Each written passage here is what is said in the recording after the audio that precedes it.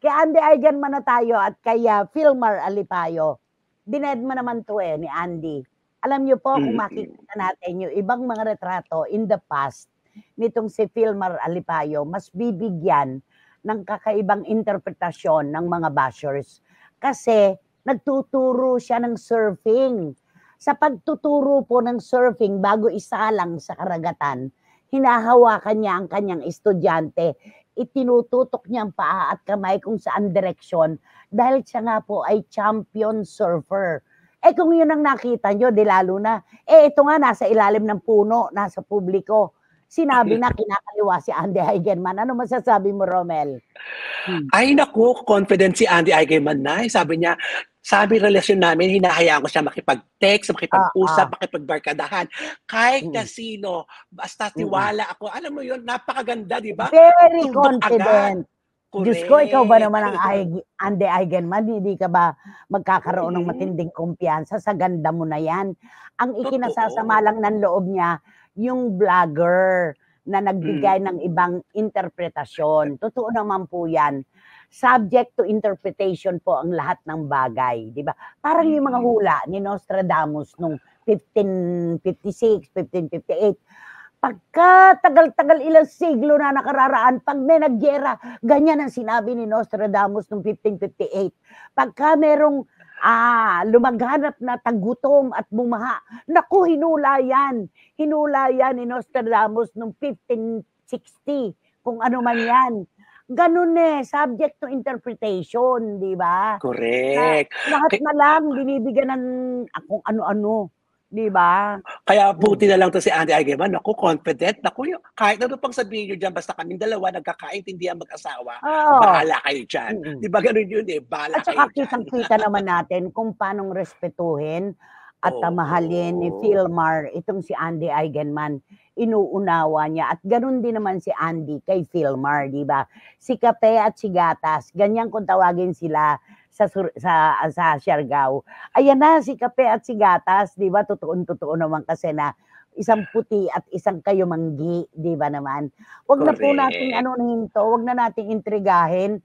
Sa dami na po ng pinagdaanan nila, ambon na lang po itong mga sinasabi nyo.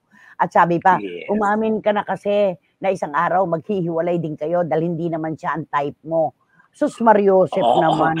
At dinugtong pa yung kaya hindi dalawang anak na. Oo. At saka di ba dinugtong pa yung kaya hindi ka kasama sa Japan, di ba? May di ba may mga ganyan pa?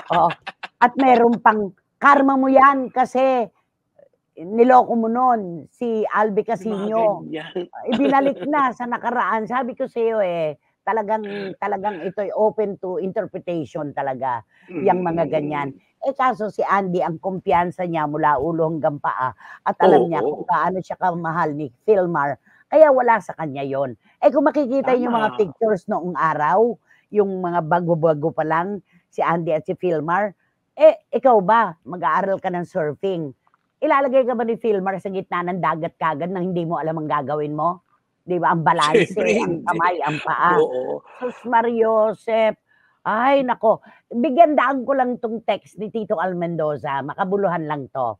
Eva Darren, isang alamat sa isang panahon. Kabatch niya sina Daisy Romualdez, Rosemary Hill, Gina Pareño, Blanca Gomez, Liberty Ilagan, Marlene Dauden, Charito Solis, Lolita Rodriguez at marami pang iba.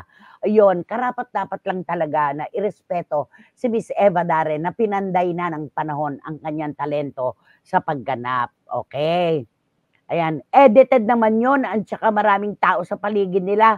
Paanong flirting yon? Mga tao talaga malisyoso. Grabe, sabi ni Boyzy Caragay. Totoo, yung puno lang hindi nyo matanggal Di ba? Kasi nakapalibot yung puno. Naku nanay, pag itong si Filmar Alipayo at ay kumulantari pa sa iba, aba-aba, para siyang nagtampo sa bigas. Sabi ni Wating-Wating. True.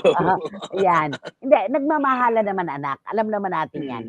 Mabuti na lang at dead malang si Andy sa issue. Napakaganda ng relasyon nila. Huwag sanang bigyan ng masamang kahulugan, sabi ni Tita Nene Olanday. Si Tita Nene, alam mo ba, nagte-text siya habang nagluluto. Laging ganon. Kaya si Tito Abel, talagang hindi hiwalay sa mga bisig ni Tita Nene Olanday. Di ba? Nay, dapat bigyan ng magkabilang Chuchu Award ang lahat ng mga taga-PAMAS. Deserve nilang ma-chuchu at totoo lang po. Sabi ni Paulo Ubalde ng Birak, akala ko, iba na naman yung interpretasyon mo. Di ba? Yun. At sabi naman ni John, eto, ay, teka muna, si Ching muna, Bautista Silverio. Para lang sa content ng vlogger yung ginawa niyang pambas kay Andy and Philmar. Dumi ng isip. Ay, nako, Chick. Nako, paano ko ba sasabihin yung pumapalatak si Ching Bautista, di ba? Oo, totoo naman po. Ang dami naman po talaga mga vloggers na gumagawa ng kakaibang negatibong interpretasyon para lamang po makahamig ng views at makaimbita ng kanilang tagapanood. Patayin po ba ang maraming personalidad na may mga picture pananlibing? Meron pang nahulog na kabaong. Maling-mali naman po yan, di ba? For the content and for the views sila. Totoo yan.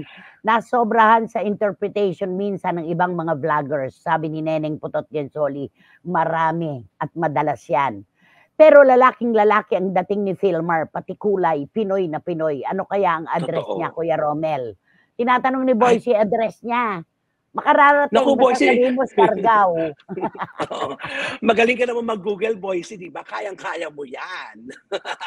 Nay, kahit anong paninira sa mag-asawang Andy Eigenman at Philmar, hindi kayo magwawagi. Matatag sila at mahal nilang isa't isa. Yun lang, sabi ni Hiram Lia ng Qatar. Totoo. Na may kape na sa tabi niya ngayon. Di ba? At sabi ni John, sabi ni John, meron lang nakatabing babae, nangangaliwa na. May kinausap lang na ibang babae, niloloko na si Andy Eigenman. Ay sus Mariosep, saan ba kayo kumukuha ng inyong lagutok sa utak? Ganda na, lagutok sa utak. Lagutok sa utak. Di ba? Nakakatawa talaga. Eto, nako, hindi po kaya naglasing si Papa. Hoy, magsitigil na kayo mga sutil. Mga sutil kayo. Basta best actor na siya, yun lang yun. Okay, naku naman, lalaking-lalaki naman kasi si Philmar. Ganda ng katawan. Oo, kaya naman si Boyce Caragay, talagang mahalipuy-puy na naman.